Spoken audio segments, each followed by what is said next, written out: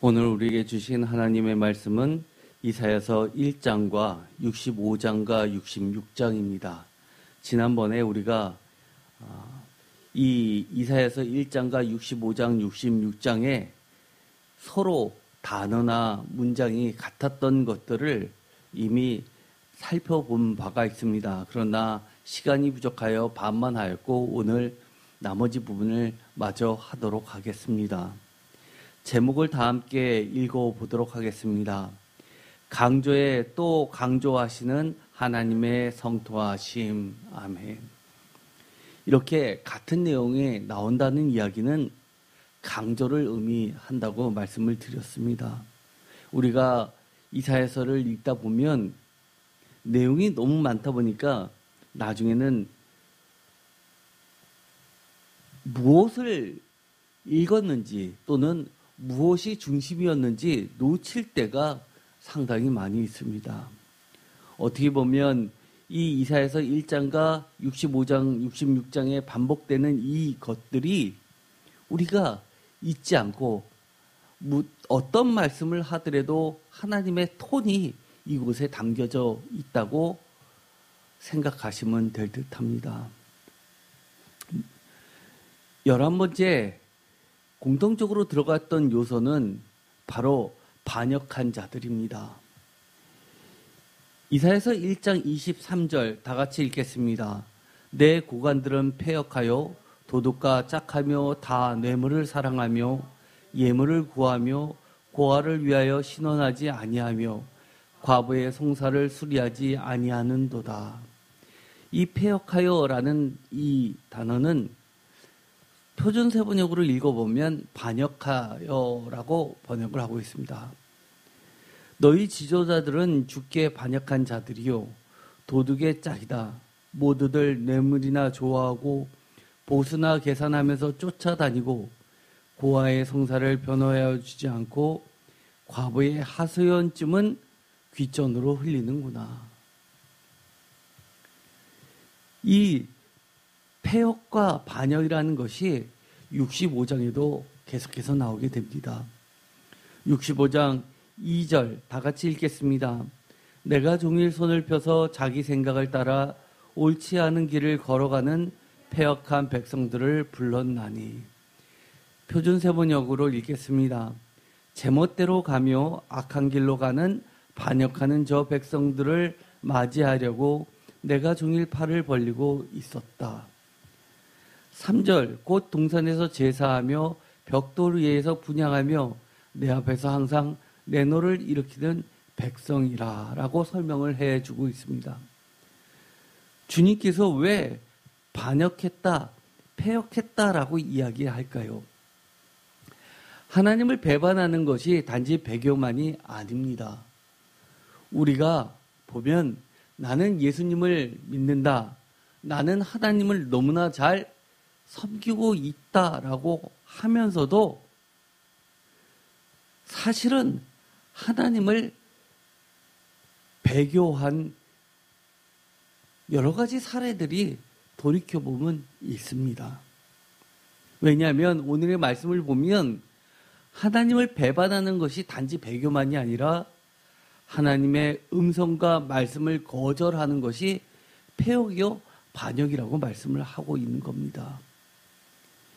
예를 들어서 이사야서의 특징 중에 하나로 사실 다른 곳에서는 이렇게까지는 이야기하지 않습니다. 예를 들어서 이사야서에서는 이방인과 언약을 맺는 행위 그 자체를 마치 우상숭배처럼 배교로 보고 있습니다. 대표적인 것이 이 유명한 이 이사야서 7장에서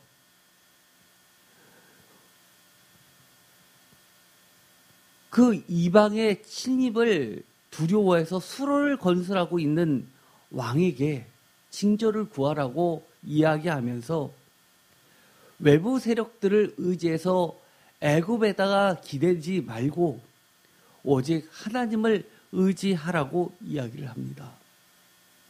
뿐만 아닙니다. 히스기야 왕도 마찬가지죠. 그래서 이사야는 매우 점잖고 좋게 이야기했지만 사실 이 히스기야 왕이 애굽의 말을 의지하고 병력을 의지했었던 것을 적군의 말을 통해서 마치 이것이 하나님의 심판을 불러일으킨 요인이라고 명확하게 이야기를 합니다. 그래서 히스기야 왕하면 굉장히 의로운 왕으로서 기억되지만 이사야서에서는 매우 완곡한 표현으로 그 책임을 묻고 있는 겁니다. 이사야서의 특징, 누구와 어떤 세력과 어떤 이유에서 연합하느냐, 짝하느냐가 하나님을 어떻게 섬기느냐와 버금가는 행위로 보는 겁니다. 사실 이러한 전통은 사도 바울에까지 이어집니다. 예를 들어서 사도 바울도 믿지 않는 자와 멍해를 같이 하지 말라라고까지 이야기를 합니다. 이사야서 65장에 패역한 백성들의 특징 중에 하나가 곧 동산에서 제사하며 벽돌 위에서 분향하며 내 앞에서 항상 내 노를 일으키는 백성이라고 이야기하면서 여기서 보면은 패역한 백성, 반역하는 백성을 이 동산에서 제사하는 이방신을 섬기는 배교로 명확하게 하고 있습니다. 그런데 이사야서 1장 23절을 보면 이런 이방 풍습을 쫓는 행위뿐만 아니라 하나님을 믿는다고 하면서도 도둑과 짝하며 다 뇌물을 사랑하며 예물을 구하며 고아를 위하여 신원하지 아니하며 과부의 송사를 수리하지 않고 과부의 하소연집은 귀촌으로 흘리는 것 그 자체를 반역으로 보고 있습니다. 즉, 이 하나님의 말씀을 그리고 하나님의 음성을 거절하는 것 자체가 매우 심각한 죄임을 지적하고 있습니다. 고린도후서 6장 14절에 보면 사도 바울은 이렇게 이야기했죠. 너희는 믿지 않는 자와 멍에를 함께 매지 말라. 의와 불법이 어찌 함께하며 빛과 어둠이 어찌 사귀며 그리스도와 벨리알이 어찌 조화되며 믿는 자와 믿지 않는 자가 어찌 상관하며. 심지어 믿지 않는 사람과 믿는 사람은 어떻게 한몫을 나눌 수 있느냐라고 해서 사업도 사실은 어느 정도 금지하는 듯 해 보입니다. 우리는 이 매우 엄격한 이 말씀을 어떻게 받아들여야 할까요? 과거에, 요즘에는 안 그런 것 같습니다. 제가 청년 때만 해도 결혼 세미나 할 때 보면 믿지 않는 청년과는 결혼하지 말라라고 그것이 마치 교과서처럼 이야기를 하셨죠. 그런데 요즘은 어떤가요? 워낙 서로 믿는 청년들을 만나기가 어렵다 보니까 믿지 않는 사람을 그 가운데서도 찾아내서 결혼을 하고 그리고 그 사람을 전도하라고 이야기합니다. 그런데 전도하는 경우보다 사실을 반대로 넘어가는 경우가 사실 숱하지요.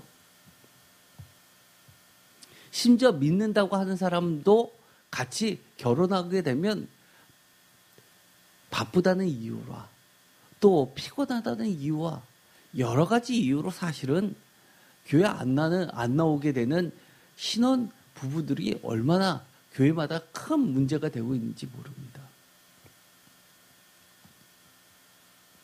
12번째, 축복과 저주에 대해서 명확하게 이야기를 합니다. 예를 들어서 이사야서 1장 27절에 시온은 정의로 구속함을 받고 그 돌아온 자들은 공의로 구속함을 받으리라. 그러나 패역한 자와 죄인은 함께 패망하고 여호와를 버린 자도 멸망할 것이다 라고 하면서 축복과 저주를 다른 말로 이야기해서 구속함과 패망, 멸망으로 바꿔서 이야기를 합니다. 사실 이것은 우리가 정말 생각을 해봐야 됩니다. 진짜 축복이 무엇입니까? 진짜 축복은 은혜로 자격 없는 자가 얻게 되는 구원이 진짜 축복 아닙니까? 반대로 진짜 저주는 무엇입니까? 은혜를 입은 자들임에도 불구하고 최종 구속함을 받지 못하는 것처럼 저주가 어디 있습니까? 그런데 많은 사람들이 예수 믿으면 복 받는다 이야기하면서 그 복을 여기처럼 정의로 구속함을 받고 공의로 구속함을 받는 것을 복이라고 생각하는 사람보다도 소위 말해서 세상 사람들이, 하나님을 전혀 모르는 사람들이 받는 복과 동일시하는 경우가 기독교인의 절반이 뭡니까? 90% 이상을 차지하지 않습니까? 심지어 교회 권사님, 장로님들도 어디 가서 정말 하나님의 은혜 많이 받았다라고 간증하면서 그 간증 내용을 들어보면 정말 우리가 어떻게 구원받은 자로서 새로운 기쁨으로 신앙생활 하는지를 이야기하는 것보다 자녀들이 어떻게 잘 됐는지, 사업을 어떻게 번창했는지, 또 직장에서 어떻게 승진했는지 그런 것으로 간증의 대부분을 차지하는 경우가 너무 많이 있습니다. 사실은 우리는 돌아봐야 합니다. 이사야서 65장 9절 내가 야곱에게서 씨를 내며 유다에게서 나의 산들을 기업으로 얻을 자를 내리니 내가 택한 자가 이를 기업으로 얻을 것이요 나의 종들이 거기에 살 것이라. 샤론은 양떼 우리가 되겠고 아골골짜기는 소떼가 눕는 곳이 되어 나를 찾는 백성의 소유가 되려니와 11절 오직 나 여호와를 버리며 나의 성산을 잊고 가색의 상을 베풀며 무니에게 석권수를 가득히 붓는 너희여 12절 내가 너희를 칼에 붙일 것인즉 다 굽부리고 죽임을 당하리니 이는 내가 불러도 너희가 대답하지 아니하며 내가 말하여도 듣지 아니하고 나의 눈에 악을 행하였으며 내가 진료하지 아니하는 일을 택하였음이니라. 아멘. 사실 우리가 누리고 있는 많은 것들이 우리가 성실하고 우리가 노력해서 얻는 것처럼 생각하는 경우가 매우 많이 있습니다. 그래서 어떻게 하든 자녀들을 좋은 성적을 내게 과외를 붙이고 학원을 보내고 좋은 대학을 가게끔 하려고, 그리고 좋은 직장을 일단 얻게 해야지 그 다음에 결혼도 보장되어 있는 것처럼 생각하고 있는 부모들이 많지 않습니까? 그런데 정말 하나님이 말씀하시는 이 축복이라는 것이 영적인, 소위 영적인 축복만을 이야기할까요? 신명기나 이사야서에서는 그 외에도 이처럼 우리가 흔히 생각하는 그런 복들, 샤론은 양떼의 우리가 되겠고 아골골짜기는 소떼가 눕는 곳이 되고 나를 찾는 내 백성의 소유가 되는 그런 복도 명확하게 말씀을 하고 계십니다. 그런데 이것을 어떻게 얻을 수 있느냐라고 이야기하면 아주 간단합니다. 내가 택한 자가 이를 기업으로 얻을 것이요 나의 종들이 거기에 살 것이다 라고 이야기를 합니다. 하나님께서 마음만 먹으시면, 하나님 마음에 들기만 한다면 가능한 것입니다. 어떻게 보면 너무 쉽지 않습니까? 반면에 내가 영원할 것이라고, 내가 안전자산이라고 움켜쥐고 있는 것들이 어떻게 순식간에 없어질까요? 내가 그만큼 똑똑하지 않아서, 내가 그만큼 준비하지 못해서, 그만큼 내가 대비하지 못해서일까요? 하나님은 그렇게 말씀하시지 않죠. 내가 너희를 칼에 붙일 것인즉 다 굽부러지고 죽임을 당한다라고 이야기하십니다. 모든 것이 하나님 손에, 하나님 뜻 안에 달려있는 겁니다. 너무나 간단한 건데 사실은 우리가 이거를 잊고 살 때가 많습니다. 이사야서는 우리에게 이런 것들을 다시 한번 깨우쳐주고 있습니다. 13번째 공통점이 또 있죠. 배반입니다. 이사야서 1장 4절 슬프다 범죄한 나라요 허물진 백성이요 행악의 종자요 행위가 부패한 자식이로다. 너무나 험악한 말들을 쏟아내고 계시죠. 범죄, 허물, 행악, 부패. 이것을 4번이나 이야기합니다. 4는 주로 사방팔방을 이야기하는 세상에 꽉 찬 수라고 이야기합니다. 세상에 악하다는 악은 모조리 이야기하시는 듯합니다. 그러면서 이렇게 이야기합니다. 다 같이 읽겠습니다. 그들이 여호와를 버리며 이스라엘의 거룩하신 이를 만홀히 여겨 멀리하고 물러갔도다. 아멘.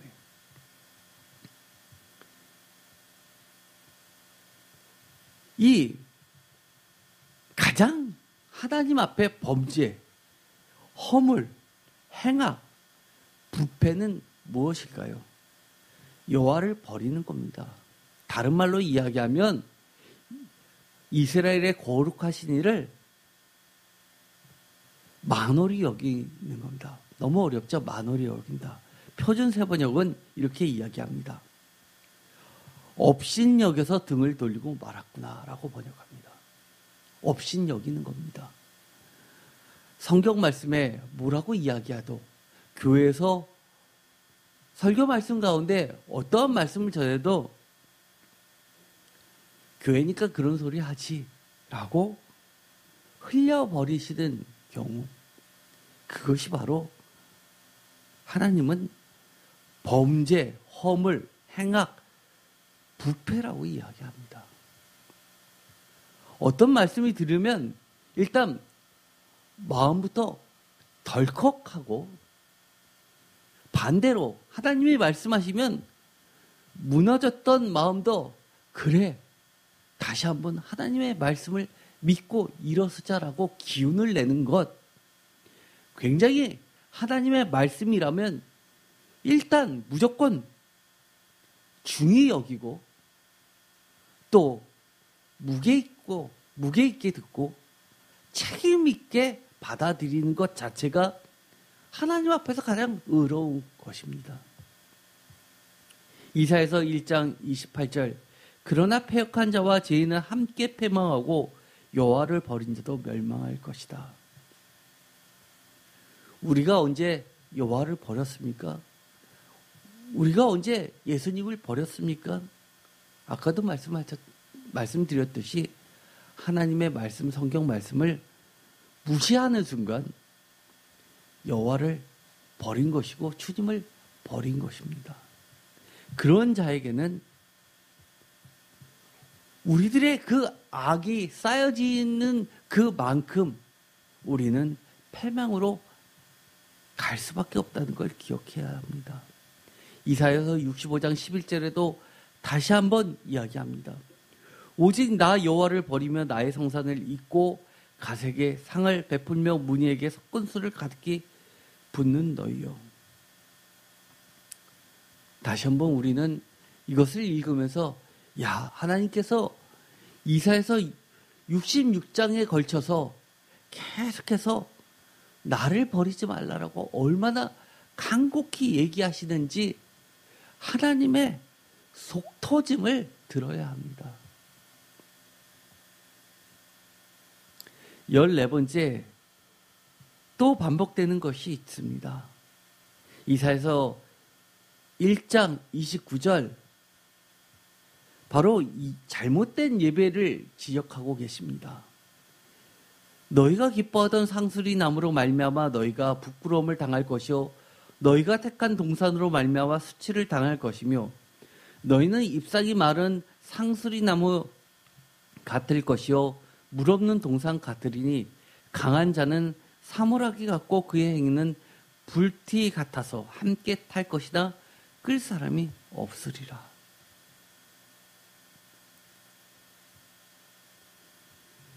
여기 보면 상수리 나무라고 하는 것은 사실은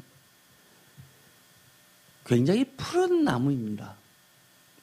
이스라엘 땅, 사막이 있는 땅에서 푸른 나무는 찾기를 쉽지 않죠. 푸른 나무가 있다는 것은 오아시스를 이야기합니다. 다른 지역은 우리가 몽골만 가보더라도 아실 겁니다.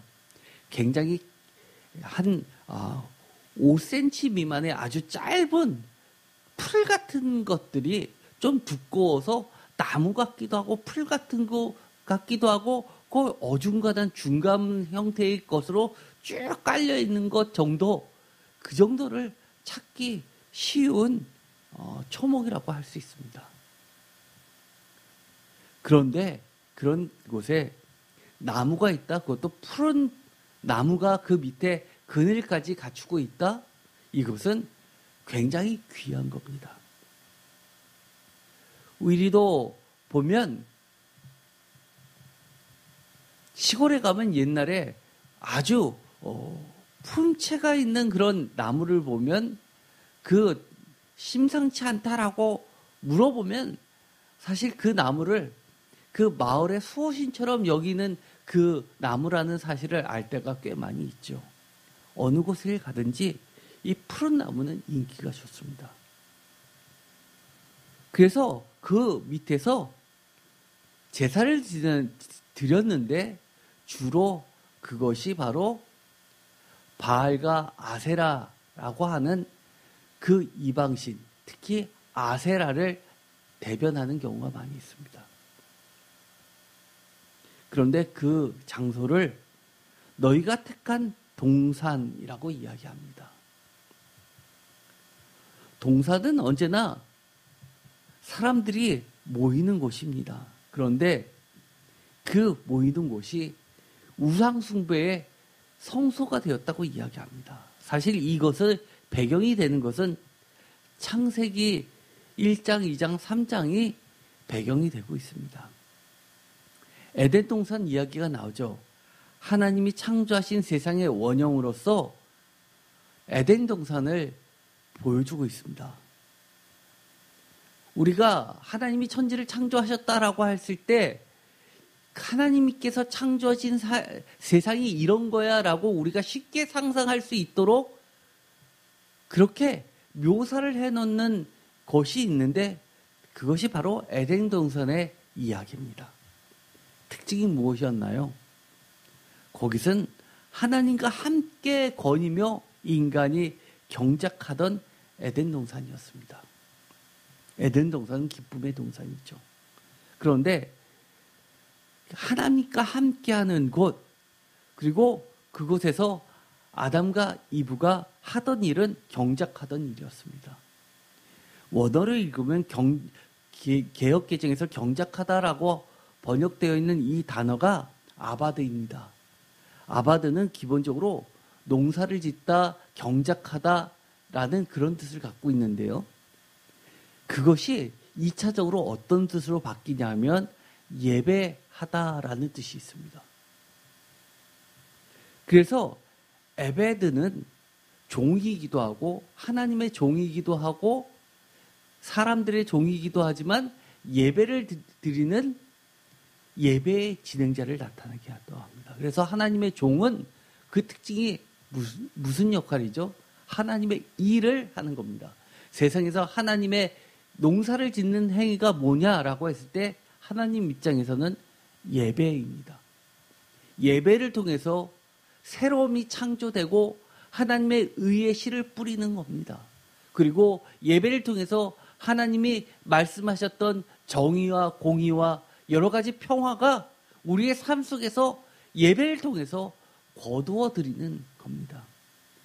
에덴 동산을 꿈꾸시던 하나님의 그 장소에서 벌어지는 이교도의 우상숭배 예식이야말로 그 자체가 하나님에 대한 도전으로 멸망의 대상이라는 겁니다. 그냥 배교를 해서 이방신을 섬긴다, 그 차원이 아닙니다. 하나님이 천지를 창조하셨던 그 목적이 순식간에 훼손되는 그 엄청난 사건이 바로 이교도의 예배 행위입니다. 우상 숭배라는 것이죠. 그래서 하나님은 그 무엇보다도 이 이사야서에서는 예배를 중시합니다. 1장에 나왔던 것처럼 이 예배를 잘못 드린 자들을 질책하신다고 제가 설교를 여러 차례 했죠. 하나님이 예배 없애라고 하신 말씀입니까? 65장, 66장, 특히 66장 맨 끝은 뭐로 끝납니까? 참된 예배가 회복되는 장면으로 66장이 끝납니다. 하나님은 그러신 분입니다.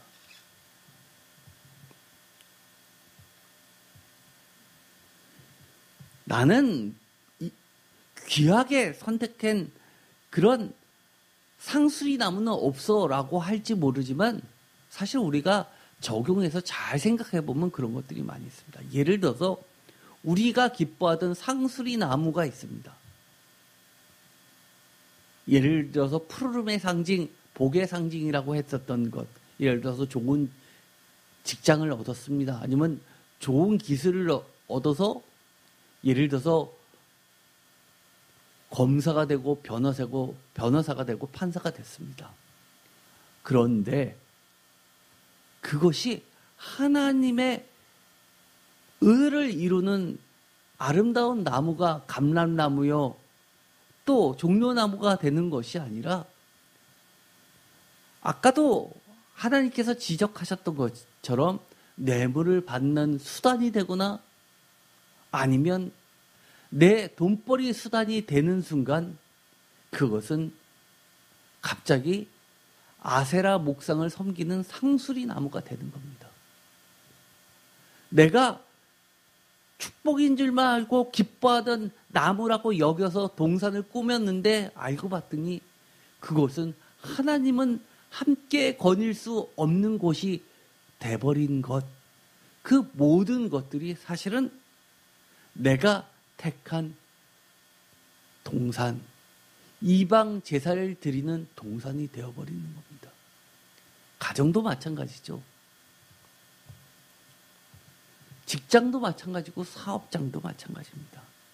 이사야서 66장에 보면 3절에 이런 말씀이 나옵니다. 다 같이 읽겠습니다. 소를 잡아 드리는 것은 살인함과 다름이 없이 하고 어린 양으로 제사 드리는 것은 개의 목을 꺾음과 다름없이 하며 드리는 예물은 돼지의 피와 다름이 없이 하고 분향하는 것은 우상을 찬송함과 다름이 없이 행하는 그들은 자기의 길을 택하며 그들의 마음은 가증한 것을 기뻐한지요. 하나님은 무엇을 지금 지적하고 계십니까?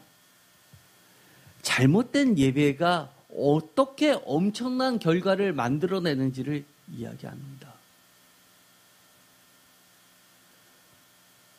그들은 분명하게 소를 잡아들인 예배를 드렸다고 하는데 하나님께서는 그것이 살인함과 다름이 없다고 이야기합니다.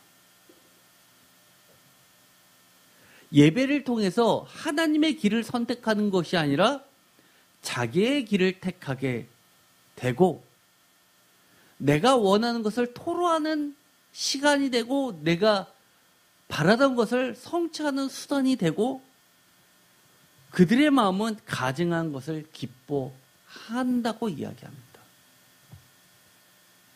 이사야서 66장 17절 스스로 거룩하게 구별하며 스스로 정결하게 하고 동산에 들어가서 그 가운데 있는 자를 따라 돼지고기와 가증한 물고기가 쥐를 먹는 자가 다 함께 망하리라. 여호와의 말씀입니다.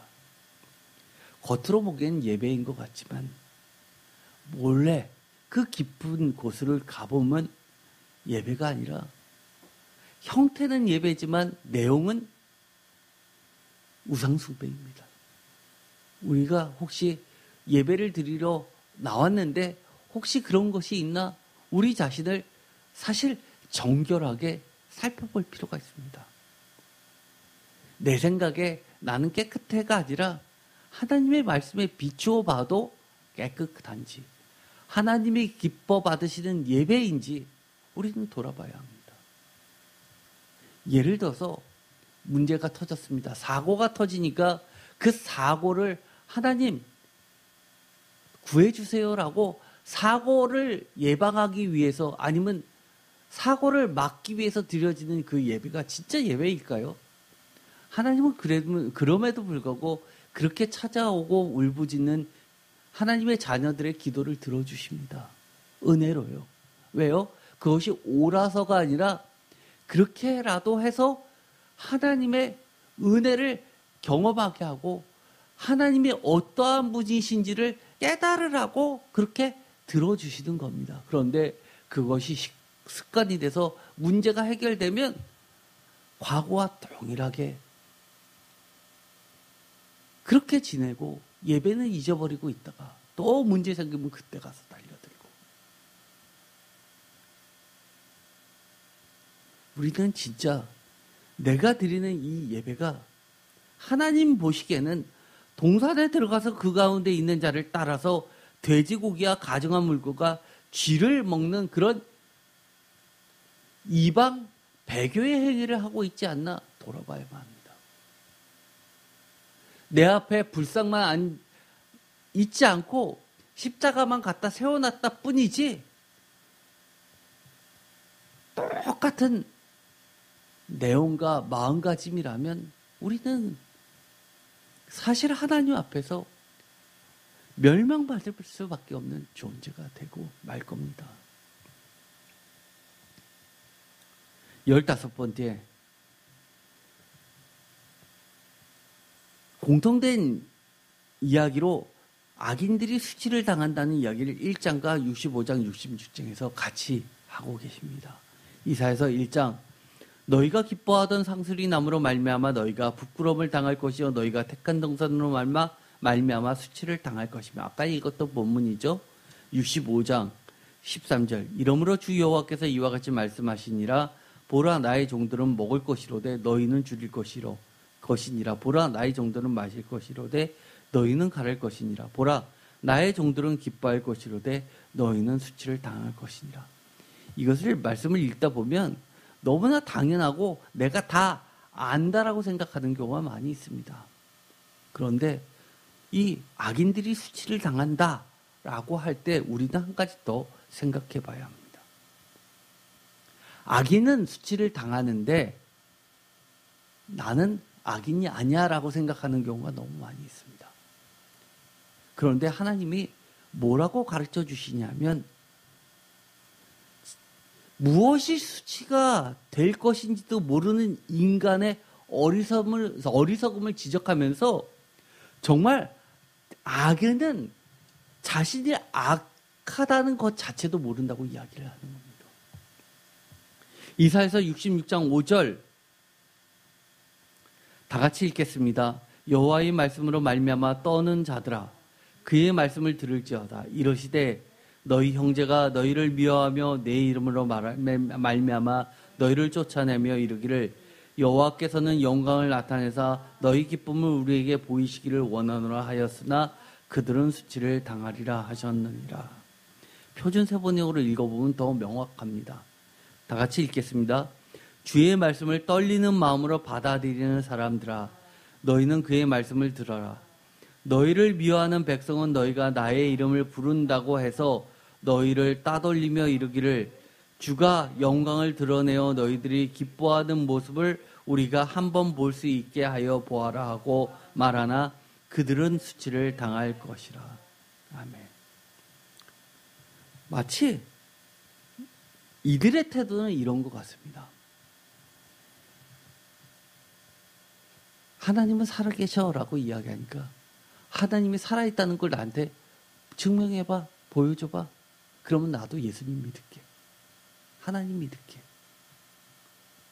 또 위로하면서 우리 이럴 때 하나님께 교회 가서 기도하자라고 하는데 내가 정말 이렇게 해서 이것이 해결되면 그때 가서 내가 믿지. 그 말은 뭡니까? 우리가 한번 볼 수 있게 해봐. 그리고 나서 믿으라고 해. 라는 소리 아닙니까? 반대로 우리 자녀가 정말 대학 갈 줄 알았는데 대학 떨어졌고 우리 자녀보다 훨씬 못 미치는 애가 정말 운 좋게 좋은 대학 붙고 그래서 우리 자녀가 시험 들어서 교회 안 나간다고 하는데 내가 어떻게 끌고 갈 수 있어? 어떻게 보면 맞는 소리 같죠? 어떻게 교회 안 나간다는 자식을 끌고 갈 수 있습니까? 소를 끌고 가는 것도 아닌데요. 그런데 그거 맞는 말 아닙니다.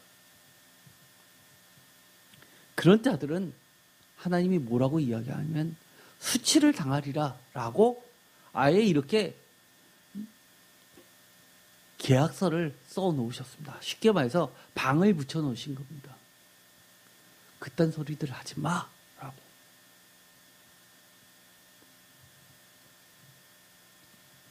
나중에 진짜 수치 당할 때 그때 가서 후회하지 맙시다.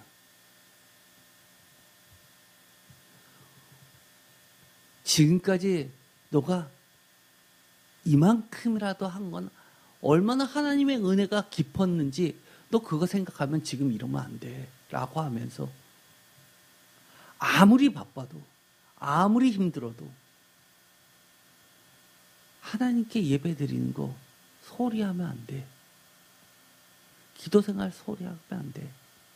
말씀 보는데 소리하면 안 돼 라고 가르쳐줘야 되죠. 누군가를 가르쳐주는 것을 떠나서 내 자신부터가 그렇게 해야 합니다.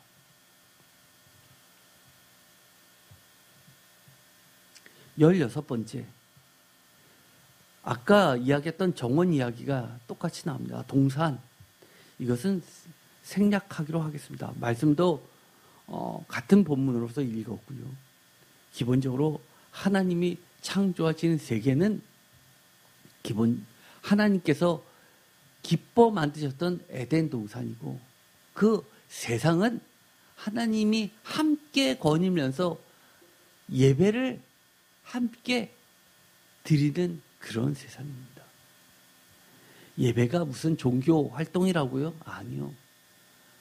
우리가 사는 삶 그 자체입니다. 예배를 통해서 하나님의 정의와 축복이 흐르는 겁니다. 17번째, 선택에 대해서도 분명하게 말씀을 하고 계십니다.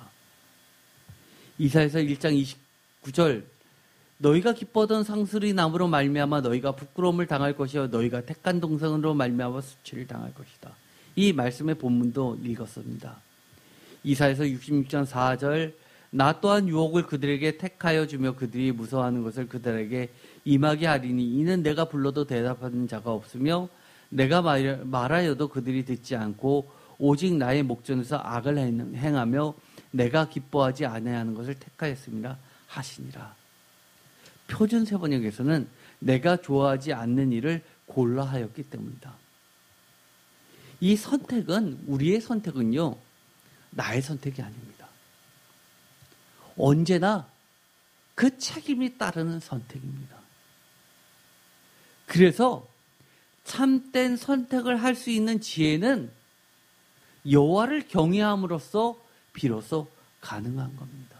사실 우리가 살다 보면요, 인생을 많이 살면 살수록 뭘로 가득 찹니까? 사실 후회로 가득 차게 되어 있습니다. 내가 그때 그런 선택을 왜 했을까? 내가 조금 더 나은 선택을 할 수 있지 않았을까? 사실은요, 대부분의 선택의 기준은 나한테 그때 그 선택이 무엇이 이득이 현재 되었는지를 놓고 기준으로 평가합니다. 그러나 하나님께서는 이렇게 가르쳐 주십니다. 지금 내가 그때 그 선택으로 인하여 손해를 받더라도 그때 하나님 때문에 선택했던 그 선택은 결코 잘못된 선택이 아니라고 이야기합니다. 왜요? 그 결과는 하나님이 책임지기 때문입니다. 내가 악인들과 짝하여 사업을 할 수 없기 때문에 하나님의 말씀대로 선택했는데 그것이 나한테 큰 손실을 입게 된 계기가 됐습니다. 그래서 지금도 그 손실을 메꾸기 위해서 얼마나 고된 삶을 살고 있는지 모릅니다. 그래도 그 선택은 하나님께서 복의 선택이라고 인정해 주시고 반드시 책임져 주십니다. 우리는 참된 선택을 할 수 있는 지혜는 오직 여호와를 경외할 때 비로소 가능하다는 것을 단순히 잠언서를 통해서만 배우는 게 아닙니다. 이사야서에서 끊임없이 이야기하고 있는 하나님의 권면이기도 합니다. 18번째, 공통된 요소들이 또 있습니다. 악인들은 불에 탄다는 겁니다. 이것을 읽어보면 꼭 요한계시록을 읽는 듯합니다. 이사야서 1장 29절, 너희가 기뻐하던 상수리 나무로 말미암아 너희가 부끄러움을 당할 것이요 너희가 택한 동산으로 말미암아 수치를 당할 것이며 30절, 너희는 잎사귀 마른 상수리 나무를 같을 것이요 물 없는 동산 같으리니 31절, 강한 자는 사물하기 같고 그의 행위는 불티 같아서 함께 탈 것이니 끌 사람이 없으리라. 끌 사람이 없다. 이사야서 65장 15절, 또 너희가 남겨놓은 이름은 내가 택한 자의 저주거리가 될 것이니라. 주 여호와 내가 너를 죽이고 내 종들은 다른 이름으로 부르리라. 이러므로 땅에서 자기를 위하여 복을 구하는 자는 진리의 하나님을 향하여 복을 구할 것이요 땅에서 맹세하는 자는 진리의 하나님으로 맹세하리니 이는 이전 환란이 잊혀졌고 내 눈앞에 숨겨졌습니다. 66장 23절, 여호와가 말하노라 매월 초하루와 매 안식일의 모든 혈육이 내 앞에 나와 예배하리라. 24절 다 같이 읽겠습니다. 그들이 나가서 내게 패역한 자들의 시체를 볼 것이라. 그 벌레가 죽지 아니하며 그 불이 꺼지지 아니하며 모든 혈육에게 가증함이 되리라. 아멘. 꺼지지 않는 불, 그것이 바로 지옥 아닙니까?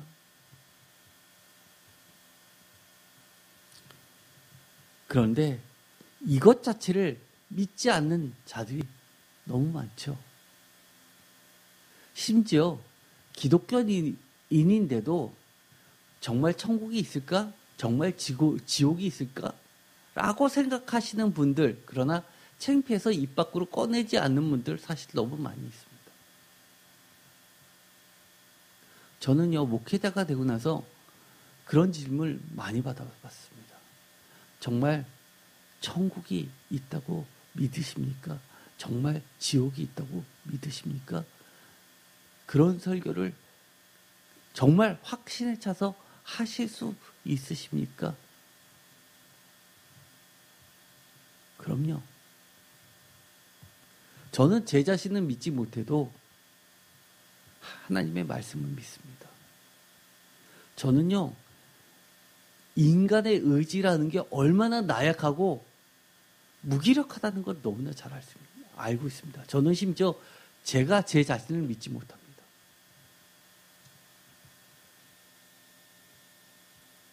심지어 목사지만 하나님의 말씀을 전했지만 정말 그 말씀을 지킬 수 있을 것 같지만 지키지 못할 정도로 무너질 때가 너무 많이 있습니다. 그러나 다시금 저를 붙잡아주는 건 제 의지가 아니라 하나님의 말씀이고 성령님의 인도하심이고 하나님의 은혜입니다. 하나님의 은혜가 아니면 저는 사실 신앙생활 자체도 불가능하다고 보는 있습니다. 마지막으로 19번째, 꺼지지 않는 불에 대해서 다시 한번 이야기를 하죠. 이 말씀은 이사야서 1장 31절 그리고 이사야서 66장 24절도 이미 읽었습니다. 그런데 우리가 하나 더 생각할 것은 이렇습니다. 이렇게 여러 차례 강조에 강조를 더하면서 반복하면서 말씀하시는 것, 우리에게 무엇을 가르쳐 주시냐면 하나님의 심판은 결코 가볍지 않다는 겁니다. 그 가볍지 않은 하나님의 심판이 있음을 깨닫을 때 우리는 비로소 돌이킬 수 있는 기회라도 생긴다는 사실을 우리는 알아야 됩니다. 정말로 우리가 법을 지키는 이유가 뭡니까? 처벌이 무섭기 때문입니다. 정말 욱할 때는요, 정말 살인자가 될 수도 있습니다. 그런데 그렇지 않는 것은요, 한순간의 분노가 얼마나 많은 것을 송두째 뺏어갈 수 있다는 사실을 평소에 배우고 반복해서 들었기 때문입니다. 사실 우리가 성경책을 읽을 때 읽기 어려운 부분은요, 우리가 찔리는 이야기가 너무 많기 때문입니다. 우리가 그걸 다 지킬 수도 없고요. 다 피할 수 있다는 자신감도 사실은 없습니다. 그럼에도 불구하고 우리가 하나님의 심판이 결코 가볍지 않음을 중히 여기고 그것을 깨달을 때 하나님의 은혜의 강물은 계속 흐를 수 있다는 사실을 기억하시고, 비록 우리 귀에는 어려워도 마음밭에 새기게 되기를 간절히 소망합니다. 이 모두 19개 이야기를 다 마쳤습니다. 다시 한번 시간 날 때마다 이 내용들을 기억하시면서 우리가 비록 중간을 읽다 하더라도, 예를 들어서 이사야서 42장을 읽는다 하더라도 지금의 내용들은 계속해서 배경에서 하나님의 음성으로 오케스트라처럼 연주되고 있다는 사실을 기억하시고 이것만큼은 잊지 않았으면 좋겠습니다. 기도하고 마치겠습니다. 하나님 감사합니다. 하나님은 말씀을 통해서 진짜 하나님께서 원하고 계시는 것이 무엇인지를 우리가 듣게 됩니다. 하나님께서 진짜 싫어하시고 경고하시는 심판이 무엇인지를 우리가 듣게 됩니다. 하나님의 말씀을 가볍게 여기지 말게 하시고 정말 참된 예배가 회복되어서 하나님의 말씀대로 우리의 삶에 하나님의 정의와 공의와 평화가 실현되게 하여 주시옵소서. 예수님의 이름으로 기도드립니다. 아멘.